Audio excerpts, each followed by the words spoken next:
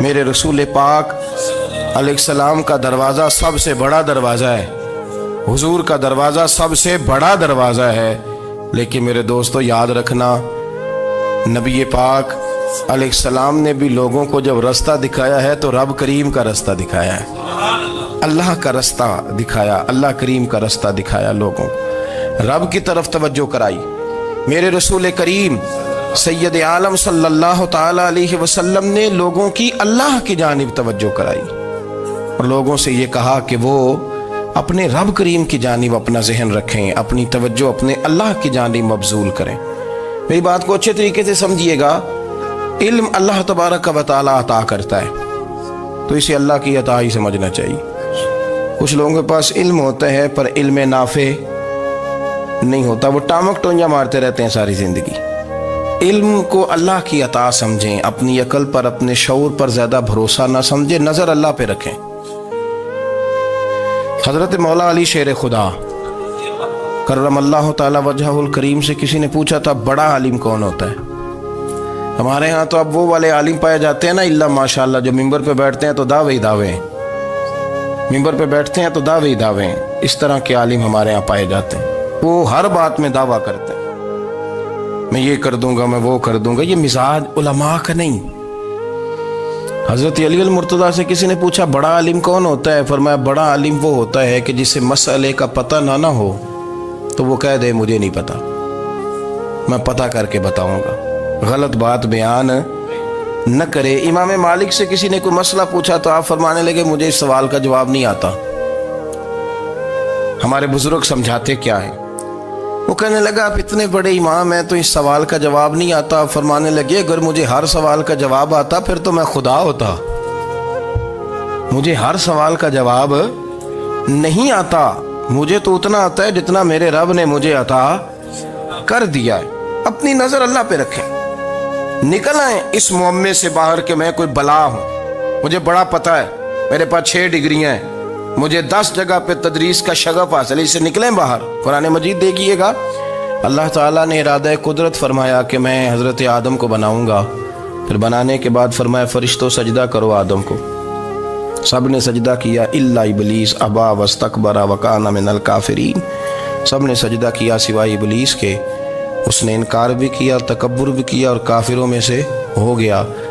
تو یہ جب اللہ تعالیٰ نے سجدہ کرایا تو کیسے کرایا؟ اللہ تبارک و تعالیٰ نے نا حضرت آدم کو علم سکھایا خود، وعلم آدم الاسماء کلہا، خود اللہ فرماتے ہیں کہ میں نے جناب آدم علیہ السلام کو تمام اشیاء کے نام سکھائے، سب اشیاء کے نام سکھائے۔ تو وہ چیزیں پھر میں نے نا، اللہ فرماتے ہیں میں نے فرشتوں پہ پیش کی، میں نے کہا کہ بتاؤ ان کے نام کیا ہے، تو فرشتوں نے جو جواب دیا ہے وہ سمجھنے والا ہے۔ اللہ نے چونکہ خود علم سکھایا تھا حضرت آدم کو، جناب آدم سکھایا تھا لیکن فرشتوں کو نہیں سکھایا تھا، تو اللہ کریم نے فرمایا فرشتوں اب یہ بتاؤ ان چیزوں کے نام کیا ہیں؟ تو فرشتے کیا کہتے ہیں؟ فرشتے عرض کرتے ہیں قالوا سبحانک لا علم لنا۔ آپ کبھی یقین کریں اس چیز کی لذت لیں تو مزہ آ جائے۔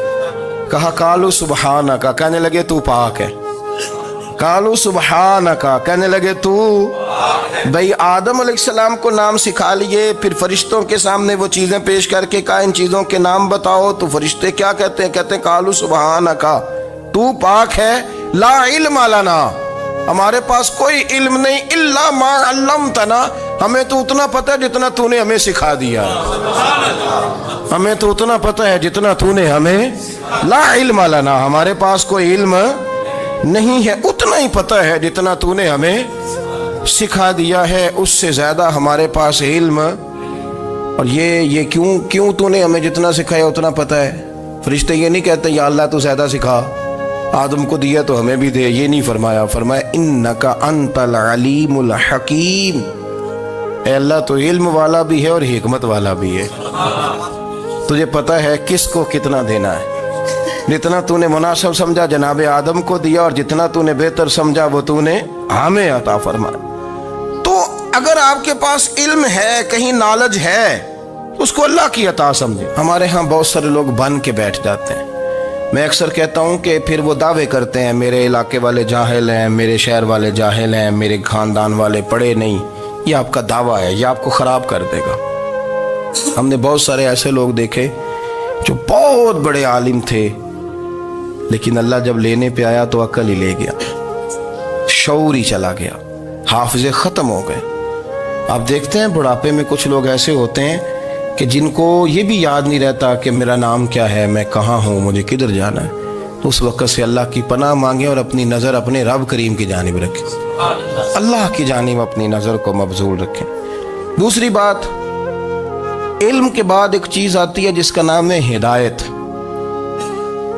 جس کا نام ہے تقوی، جس کا نام ہے پرہیزگاری، جس کا نام ہے عمل، عبادت، ریاضت۔ یہ بھی اسی وقت ہی نصیب ہوتی ہے جب میرا رب کریم نصیب فرما دیتا ہے۔ ہم نے نا نیکی کا اپنا اپنا سٹیٹس بنا لیا ہے، اپنا اپنا معیار بنا لیا ہے۔ کچھ لوگ کہتے ہیں کہ جناب مسجد میں سیمنٹ کا توڑا دینے سے بہتر ہے کسی غریب کو آٹے کا تھیلا دے دو۔ اب اس نے اپنا مزاج بنا لیا نا نیکی کا، اس نے اپنا سٹیٹس بنا لیا۔ میرا یہ سوال ہے کہ نبی پاک صلی اللہ تعالی علیہ وسلم جب مدینہ شریف آئے تھے تو حضور نے سب سے پہلے غریبوں میں آٹا تقسیم کیا تھا کہ سب سے پہلے مسجد بنائی تھی؟ کیا عجیب لوگوں کا رنگ ہے، اپنی مرضی کی ہدایت، اپنی مرضی کا تقوی، اپنی مرضی کا معیار۔ مسجد کوئی بڑا چھوٹا خطیب بھی میری طرح کا ہو نا، تو وہ مسجد میں بیٹھ کے جب نبی پاک کی بات کرتا ہے تو کہتا ہے میرے رسول پاک غریبوں کا سہارا بن کے آئے۔ وہ غریبوں کی بات کرتا ہے، مسکینوں کی، لاچاروں کی، کمزوروں کی بات۔ تو مسجد ہی تو وہ ادارہ ہے جہاں سے غریبوں کی بات ہو رہی۔ تو اب لوگوں نے غریب کو اور مسجد کو لڑانا شروع کر دیا، اس کو لڑاؤ کہ مسجد میں پیسے دینے سے بہتر ہے آپ غریب کو آٹے کا تھیلا دے دیں۔ آپ یہ کیوں نہیں کہتے کہ مسجد میں بھی آپ توڑا دیں ایک سیمنٹ کا اور ساتھ غریب کو بھی خدمت کریں؟ یہ کیوں نہیں تقویٰ؟ اپنی اپنی مرضی کا مزاج، اپنی اپنی۔ کچھ لوگ کہتے ہیں چھوڑو جی، ساری زندگی انسان نماز پڑھتا رہے اور پھر گالیاں بھی دیتا رہے، بندہ داڑھی بھی رکھ لے اور جھوٹ بولنا بھی نہ چھوڑے۔ تو یہ آپ نے اپنے پاس سے تقوی کا معیار بنایا۔ گالی دینے کا گناہ ہے اور داڑھی رکھنے کا ثواب ہے۔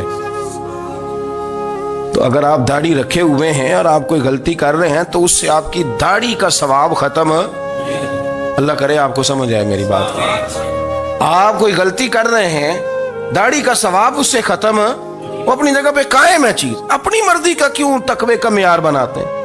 تقوی کا مزاج اپنی مرضی کا نہ بناؤ۔ اللہ کی بارگاہ سے دعا مانگو کہ یا اللہ ہمیں ہدایت کا نور عطا فرما، اللہ تو ہمیں رستہ دکھا، تو بتا کہ ہدایت کیا ہے۔ تو رب فرماتا ہے اللہ ولی الذین آمنوا، اللہ مومنوں کا مددگار ہے، یخرجہم من الظلمات الی النور، وہ انہیں اندھیروں سے نکالتا ہے اور نور کی طرف روشنی عطا فرماتا ہے۔ اندھیروں سے نور کی طرف اللہ لاتا ہے۔ اللہ ولی، اللہ مومنوں کا ولی ہے، وہ انہیں اندھیروں سے نور کی طرف نکالتا ہے۔ ہدایت ہمیشہ اللہ کی طرف سے سمجھے۔ جب وہ نماز کی توفیق دیتا ہے تو اپنے فضل سے دیتا ہے، جب وہ ذکر کی توفیق دیتا ہے تو اپنے فضل سے۔ ہم سمجھتے ہیں ہو جی فلانا نہیں پڑھ رہا بڑا بیوقوف ہے، فلانا نہیں پڑھ رہا، تو تم کیا اپنی عقل کے زور پہ پڑھ رہا ہے؟ میں جی اللہ کے فضل سے 2 سپارے پڑھتا ہوں، تو کس پہ احسان کرتے تو 2 سپارے پڑھ کے رویا کر کہ اگر مالک تو بڑا قریب نہیں۔ بڑے لوگ ہیں جن کو پورا قرآن حفظ ہے پر انہیں پڑھنے کی توفیق نہیں، تو انہیں فضل کیا اور مجھے توفیق دے دی ہے پڑھنے۔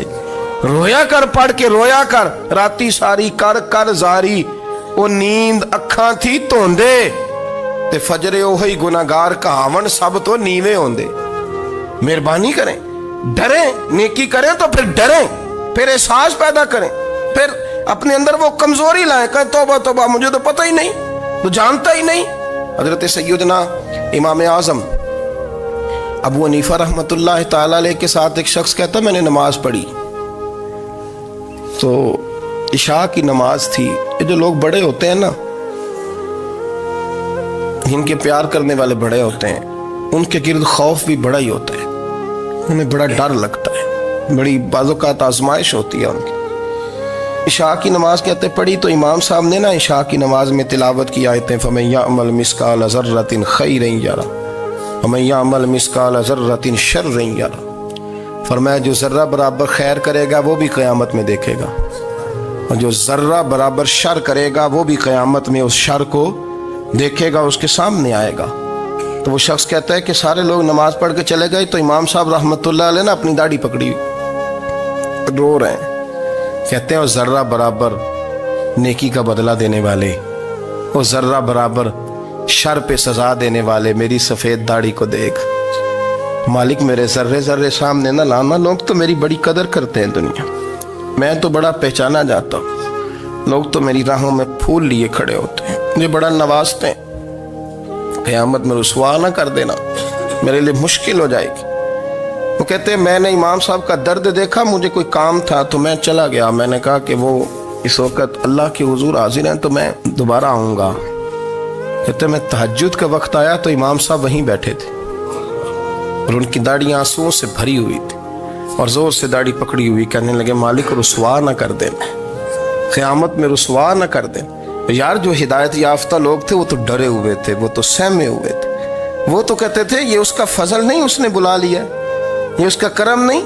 حضرت باعزید بستامی کسی کافر کو دیکھتے تو رو پڑتے، کہتے مالک تو کتنا قریب ہے، یہ بے ایمان رہ گیا، تو نے اپنے فضل سے مجھے اپنے نبی کا غلام بنا لیا.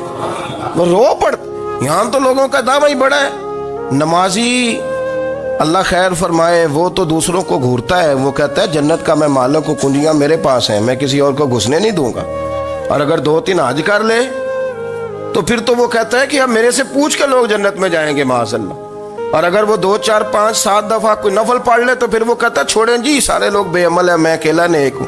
نہ ایسا کریں، اپنی توجہ اپنے رب پہ رکھیں، اپنی توجہ اپنے معین الملت والدین، عطائے رسول، ہند الولی، غریب نواز، خواجہ معین الدین چشتی، حضرت خواجہ اجمیر، شاہ اجمیر، شاہ اجمیر، والی ہندوستان. آخری عمر میں نا سارا دن روتے گزر جاتا، ساری رات روتے گزر جاتے، ذرا سی کوئی بات کرتا تو رو پڑتے، آنکھیں آنسوں سے بھری رہتی. کئی دفعہ اپنے بھی پریشان ہو جاتے ہیں نا کہ یار تو ایک بات کی جان ہی نہیں چھوڑ رہا. تو خواجہ قطب الدین صاحب بختیار کاکی سے لوگوں نے کہا کہ آپ مرشد سے بات کریں، اتنا بھی تو نہیں نہ رونا چاہیے، ہر وقت اس کے آنسو کی کریے. عاشق دا کام ہی رونا تونا تے بھی نہ رویو نہیں منظوری. یہ عاشق سدا ہی روندا رہندا ہے، پاویں وصل ہوئے تے پاویں دوری.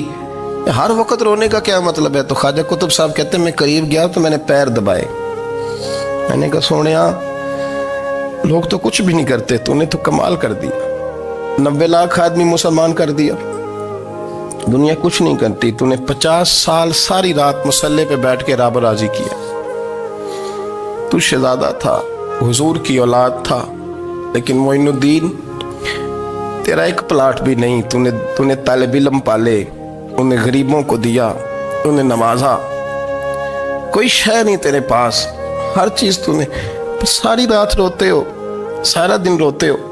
تو خواجہ قطب الدین صاحب کہتے ہیں میں نے جب عرض کیا تو خواجہ صاحب مجھے گلے لگا لی، چیخ مار کے روئے، کہنے لگے قطب الدین پتر داڑھی سفید ہو گئی، جانے کا وقت آ گیا، جو تو نے نیکیاں گنوائی ہیں وہ ہیں صحیح میرے پاس، پر یار کی بارگاہ میں پیش کرنے کے قابل ایک بھی نہیں، ایک بھی نہیں. تو بارگاہ تو دیکھ کتنی بڑی ہے، رسول کریم کی بارگاہ میں پیش کرنے کے قابل ان میں سے ایک بھی نہیں. تو آستانہ دیکھ کتنا بڑا ہے، کیا پیش کروں گا، کیا عرض کروں گا حضور کی بارگاہ میں، کس طرح. وہ یار جو بڑے تھے وہ تو ڈرے ہوئے تھے، سہمے ہوئے تھے، وہ تو بڑی آزمائش میں تھے. لیکن میرا اور آپ کا رٹا 2 نمازیں پڑھ کے 6 نمازوں کا دعویٰ کرنا اور لمبی چوڑی کہانیاں بنانا اور اپنے منہ سے اپنی تعریفیں کرنا، اس سے تھوڑا باہر آئیں. رزق بھی میرا اللہ ہی دیتا ہے، علم بھی اللہ دیتا ہے، رزق بھی. بڑے بڑے فقیروں کو مالدار ہوتے دیکھا، بڑے بڑے مالداروں کو فقیر ہوتے دیکھا، بڑے بڑے. میرے ایک بڑا سخی قسم کا سجن ہے، بڑا پیارا ہے، میں اسے سخی مانتا ہوں. میں نے اپنی پریشانیوں کے دنوں میں بھی اس شخص کو سخی دیکھا. ایک دن رات کو مجھے ٹیلی فون کر کے کہنے لگا کدھر ہو؟ میں نے کہا میں گھر ہوں. نہیں اکثر سفر میں ہوتے ہو نا؟ میں نے کہا طبیعت کیسی ہے؟ ٹھیک ہے، بس حال چال پوچھنا تھا. میں نے سمجھائی، میں نے کہا یار یہ کوئی مسئلہ ہے، ورنہ رات کے 2 بجے کوئی حال پوچھنے کو فون تو نہیں نہ کرتا، کوئی مطلب ایسا تو مسئلہ نہیں نا. تو میں نے بیک کال کی, میں نے کہا یار میری بات سن, مسئلہ کیا؟ کہ نہیں کچھ نہیں دل کر رہا تھا. میں کہا میری گل سن, رہے ہیں اسی 4-5 سال کٹھے, میں تین جاننا, اصل بات کر. کہنے لگا مکان بھی بڑا ہے, سارا کچھ ٹھیک ہے, پر وہ بڑا ہی بے نیاز ہے. کچھ حالات اس قسم کے آ گئے ہیں کہ لوگوں کو بتاؤں بھی تو لوگ ماننے کو تیار نہیں, زیادہ نہیں, مجھے نا تھوڑے سے پیسوں کی ضرورت ہے, کوئی 15-20 ہزار اگر مل جائیں میری ضرورت. آپ یقین کریں میں روتا رہا ساری رات. میں نے کہا مہربانہ تیرا کس طرح کرانگے, اس سے لے کے زمانہ استعمال کرتا تھا, پر بے پرواہی ویکھ نہ سجڑ دی, جتھے کسے دی پیش نہ جاوے انہیں تاجاں والے در در رولے تے منگتیاں تخت بٹھاوے. سجنا کسے نو کارا مل دئی, کوئی کعبے خالی آوے. واللہ خیر الرازقین, وقت تو دائیں بائیں نہ جا, رزق تو تجھے میں دوں گا, میں ہوں بہتر رزق دینے والا. بڑے بڑے بادشاہ, بڑے بڑے شہنشاہ, بڑے بڑے لوگ, ہاتھوں میں کاسے, فقیریاں. ام ربیعہ کہا کرتی تھیں, بڑی نیک اور صالح خاتون تھیں, وہ کہتی ہیں کہ میں نا بڑے امیر آدمی کی بیوی تھی, اپنے شوہر کے ساتھ چھت پہ بیٹھی تھی تو نیچے فقیر مانگنے والا آیا. اس نے بڑے درد سے صدا کی تو میں نے اپنے شوہر سے کہا کچھ دے دیں. کہا دفع کر, ان لوگوں نے دھندا بنایا ہوا ہے. کہتی میں میکے سے بھی بڑا مال لے کے آئی تھی, میرے ماں باپ بڑے امیر تھے, تو میں نے نا چوری اپنے خامہ سے نظر بچا کے باتھ روم جانے کے بہانے گئی اور نیچے جا کے 5 دینار میں نے اس فقیر کی ہتھیلی پہ رکھے. کہتے اس نے 5 دینار دیکھے, پھر میری طرف دیکھا تو میں نے اس کی آنکھوں میں آنسو چمکتے دیکھے. کہنے لگے بی بی رب تیرا بھلا کرے, میں 3 دنوں کا بھوکا ہوں. کہ وہ چلا گیا. میں گھر آ گئی, جب باہر آئی تو میرا شوہر کہنے لگا تو اتنی اب اتنی تو تیز ہو گئی ہے اور تو اتنی خود مختار ہو گئی ہے, میرے بغیر پوچھے مال خرچ کرے گی, جا تجھے 3 طلاقیں. کہتی میں بالدار اور وزادار باپ کی بیٹی تھی, طلاق لے کے گھر آئی تو میرا باپ ٹوٹ گیا, چارپائی پہ چلا گیا. اوہو یہ کیا بن گیا. کہتی بڑی تکلیف رہی. 1-2 سال کے بعد میرے ابا نے میری شادی کر دی. اب جس شوہر کے پاس گئی وہ بڑا نیک تھا, پرہیزگار تھا, اللہ نے بہترین صلہ دیا. کہتی چھت پہ بیٹھی تھی, دروازے پہ فقیر آیا, میں نے شوہر سے کہا کچھ دے دوں. کہنے لگا 5 نہ دینا, 15 دینا, 20 دینا, میں فقیر ہوں, میں نے فقر سے دولت دیکھی ہے, اسے خالی نہ لوٹانا. کہتی ہے کہ میں نیچے گئی اور جب میں نے اس کی طرف دینار بڑھائے تو میری چیخ نکلی, پیسے پھینک کے میں بے ہوش ہو کے گری. میرا شوہر نے آ کے اٹھایا, اندر لے گیا, پانی منہ پہ چھڑکا. کہنے لگا تجھے کیا ہوا؟ کہنے لگی یہ جو مانگنے آیا یہ میرا پہلا شوہر تھا, وہی تھا جو کہتا تھا کہ تو 5 دینار دے آئیے, جا تجھے 3 طلاقیں. پڑھو نا حدیث پاک. میرے نبی پاک علیہ السلام نے فرمایا ایک بندہ گنجا تھا.